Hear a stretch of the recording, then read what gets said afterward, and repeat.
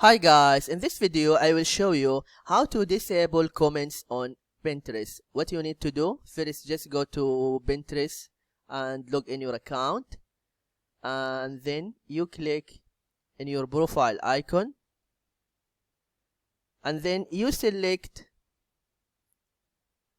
the picture or the pin that you want to disable the comments. If I select this one, then just click on the picture,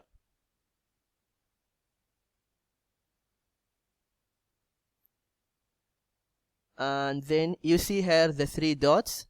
Just click here, and here allow comments, just turn it off. This is what you need to do if you want to disable comments on Pinterest. I hope this video is helpful, and don't forget to give a like and subscribe to the channel if you are not subscriber yet. Thank you and see you.